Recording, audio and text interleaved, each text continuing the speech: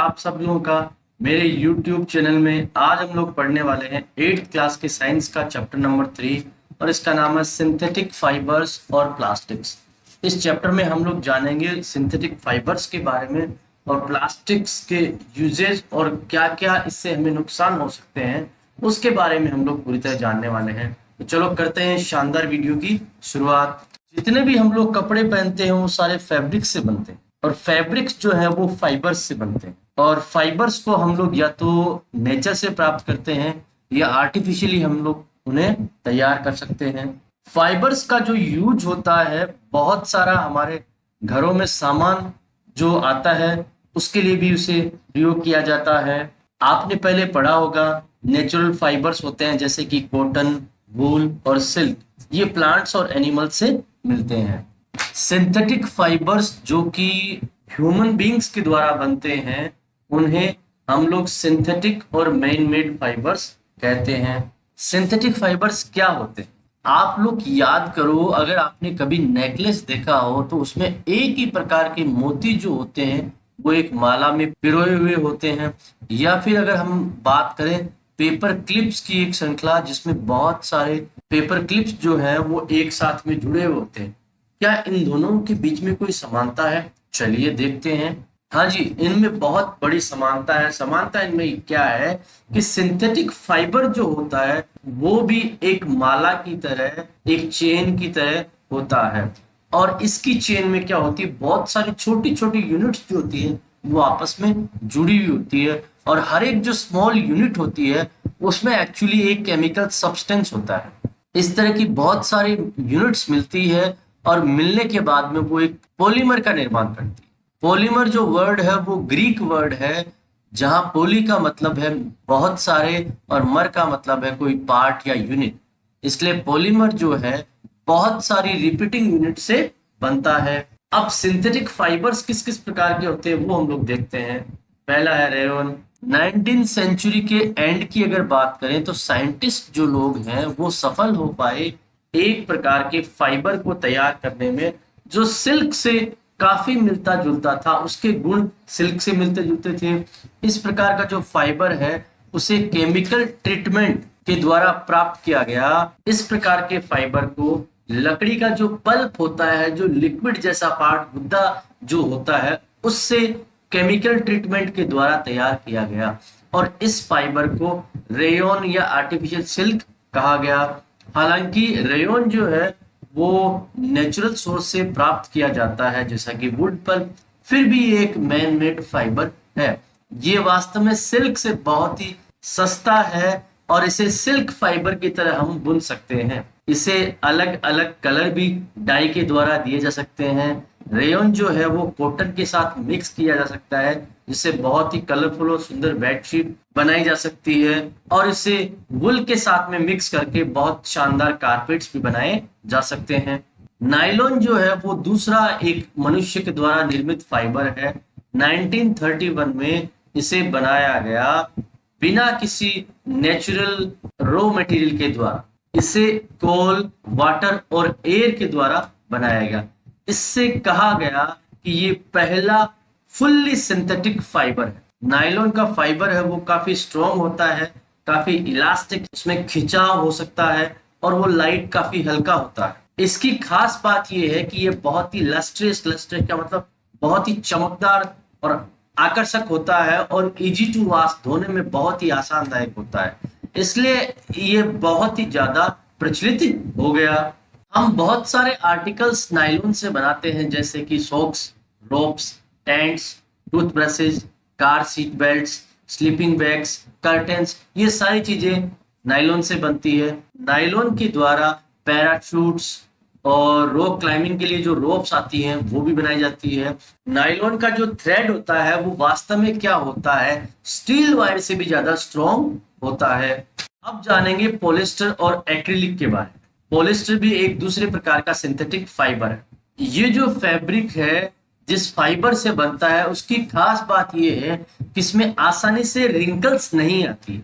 ये बहुत ही कड़क रहता है और ये धोने में बहुत ही आरामदायक रहता है, इसलिए ये ड्रेस मटेरियल के लिए सबसे ज्यादा उपयुक्त है।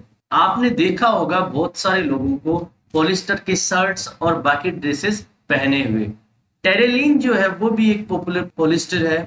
इसको दूसरे प्रकार के जो फाइन फाइबर्स होते हैं उसकी तरह से बुना जा सकता है।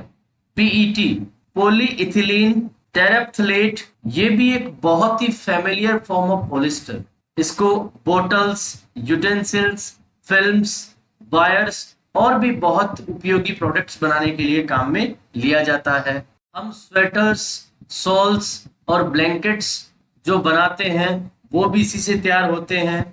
इनमें से बहुत सारे ऐसे होते हैं जो नेचुरल वूल से नहीं बनते हैं, लेकिन ऐसा लगता है जैसे वो नेचुरल वूल से ही बने हों। वास्तव में ये सारे क्या होते हैं, किसी दूसरे प्रकार के सिंथेटिक फाइबर जिसे एक्रिलिक कहा जाता है उससे तैयार किए जाते हैं। वूल जो कि नेचुरल सोर्सेस से प्राप्त की जाती है वो थोड़ी महंगी होती है, जबकि ये जो कपड़े एक्रिलिक से जो प्राप्त किए जाते हैं वो तुलनात्मक रूप से सस्ते होते हैं और वो बहुत ही अलग अलग कलर्स में उपलब्ध होते हैं। सिंथेटिक फाइबर्स जो होते हैं वो बहुत अधिक ड्यूरेबल और अफोर्डेबल होते हैं, इसी के कारण से वो इतने ज्यादा पॉपुलर होते जा रहे हैं।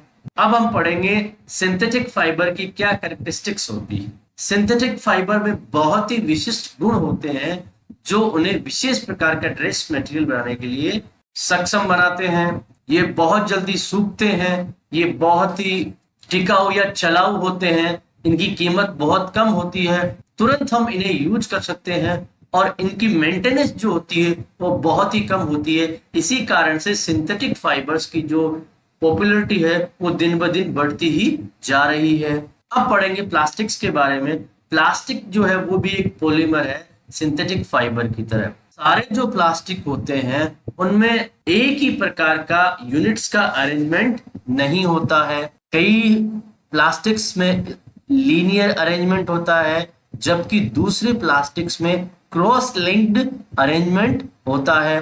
प्लास्टिक आर्टिकल्स जो है वो कई प्रकार के शेप्स और साइज में अवेलेबल होते हैं। आप लोगों को आश्चर्य हो सकता है कि ऐसा कैसे होता है। वास्तव में इसके पीछे ये तथ्य छिपा हुआ है कि इसे आसानी से मोल्ड किया जा सकता है। इसका मतलब इसे कोई भी आकार दिया जा सकता है। प्लास्टिक को रिसाइकल किया जा सकता है, रीयूज किया जा सकता है, कोई भी कलर इसे दिया जा सकता है, इसे मेल्ट भी किया जा सकता है, इसको एक शीट के रूप में रोल भी किया जा सकता है और इसके वायर भी बन सकते हैं। इसी कारण से प्लास्टिक के बहुत सारे यूजेस होते हैं। कई प्रकार के प्लास्टिक ऐसे होते हैं जिन्हें गर्म करने पे आसानी से अलग प्रकार की आकृति दी जा सकती है। इन्हें थर्मोप्लास्टिक्स कहते हैं।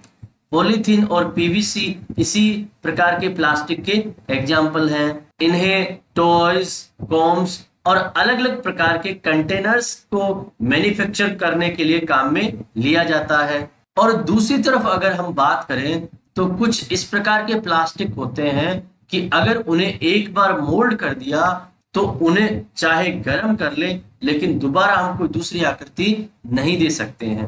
इन्हें थर्मोसेटिंग प्लास्टिक्स कहते हैं। इसके दो एग्जाम्पल है, बेकेलाइट और मेलेमाइन। बेकेलाइट जो है वो पुअर कंडक्टर ऑफ हीट और इलेक्ट्रिसिटी है, इसीलिए इसे इलेक्ट्रिकल स्विचेस और कई प्रकार के जो बर्तन होते हैं उनके हैंडल्स बनाने के लिए प्रयोग किया जाता है। मेलेमाइन जो है वो एक वर्सेटाइल मटेरियल है, इसके बहुत सारे उपयोग हो सकते हैं। इसमें फायर रेजिस्टेंस है और ये बहुत अधिक हीट को बर्दाश्त कर सकता है अगर दूसरे प्लास्टिक से इसकी तुलना करें तो। इसीलिए इससे फ्लोर टाइल्स, किचन वेयर और फैब्रिक्स जो फायर को रेजिस्ट करते हैं वो बनाए जाते हैं। Plastics as material of choice. अगर हम आज बात करें किसी भी चीज को स्टोर करने की, चाहे वो खाने का आर्टिकल हो, पानी हो, मिल्क हो, पिकल हो, ड्राई फूड हो, तो प्लास्टिक कंटेनर्स जो है वो हमें बहुत ही सही इसके लिए लगते हैं। ऐसा क्यों है? क्योंकि ये बहुत ही हल्के होते हैं, इनकी कीमत कम होती है, अच्छी इनमें ताकत होती है, आसानी से इनको हैंडल किया जा सकता है। हल्के वजन के कारण मेटल्स के बजाय इनको प्राथमिकता दी जाती है। इसी कारण से कार्स में, एयरक्राफ्ट में और स्पेसक्राफ्ट में भी इनका प्रयोग होता है। और इनके यूज की अगर बात करें तो इनके यूज तो अनलिमिटेड है, जैसे स्लीपर्स में, फर्नीचर में, डेकोरेशन पीसेज में, और भी बहुत सारे इनके प्रयोग होते हैं। आपको ये तो पता ही है, आयरन और उसके जैसे कई मेटल्स हैं वो क्या करते हैं, उन्हें जंग लग जाता है या वो रिएक्टिव होते हैं जब उन्हें मॉइस्चर और एयर के संपर्क में लाया जाता है। लेकिन प्लास्टिक की सबसे बड़ी खूबी ये है कि ये नॉन रिएक्टिव है, पानी और एयर के साथ में किसी प्रकार का रिएक्शन नहीं करता है, इनमें कोई प्रकार की जंग नहीं आती है। इसीलिए इसमें कई प्रकार का जो मटेरियल है, चाहे वो केमिकली क्यों ना हो, उसको स्टोर करने के लिए काम में लिया जाता है। प्लास्टिक बहुत हल्का होता है, ये बहुत मजबूत होता है और बहुत ही टिकाऊ या चलाऊ होता है। इसे बहुत सारी शेप्स और साइज में हम लोग ढाल सकते हैं, मोल्ड कर सकते हैं और कई प्रकार के कामों में इसका उपयोग हम लोग कर सकते हैं। और प्लास्टिक की अगर मेटल से तुलना करें तो ये काफी सस्ता होता है, इसीलिए बहुत सारे हाउस होल्ड आर्टिकल्स जो होते हैं इनकी इंडस्ट्री में इसका बहुत अधिक यूज होता है। प्लास्टिक्स जो है वो पुअर कंडक्टर्स होते हैं। आपने अभी तक पढ़ा होगा कि प्लास्टिक्स जो है वो हीट और इलेक्ट्रिसिटी के पुअर कंडक्टर्स हैं। इसी कारण से इलेक्ट्रिकल वायर्स में और प्लास्टिक कवरिंग में, इसीलिए इलेक्ट्रिक वायर्स में प्लास्टिक कवरिंग होती है। हमारे स्क्रू ड्राइवर्स जो होते हैं वो भी प्लास्टिक से बने हुए होते हैं। और फ्राइंग पैन जो होता है उसका जो हैंडल होता है वो भी प्लास्टिक से बना हुआ होता है। क्या आप जानते थे प्लास्टिक जो है उसका हेल्थ केयर इंडस्ट्री में बहुत अधिक यूज होता है, जैसे टैबलेट्स को पैकेजिंग, वाउंड जिनसे हम लोग स्टिचिंग करते हैं उसके थ्रेड में इसका यूज होता है, सिरिंज में और डॉक्टर्स के ग्लोव्स में और भी कई प्रकार के मेडिकल इंस्ट्रूमेंट्स में इसका यूज होता है। स्पेशल प्लास्टिक कुकवेयर हैं, उनका प्रयोग किया जाता है माइक्रोवेव ओवंस में, जिसमें खाना बनाया जाता है। माइक्रोवेव ओवंस में क्या होता है, हीट जो होती है वो खाने को तो तैयार कर देती है, लेकिन इसके जो प्लास्टिक का जो बर्तन है उसे किसी प्रकार से प्रभावित नहीं करती है।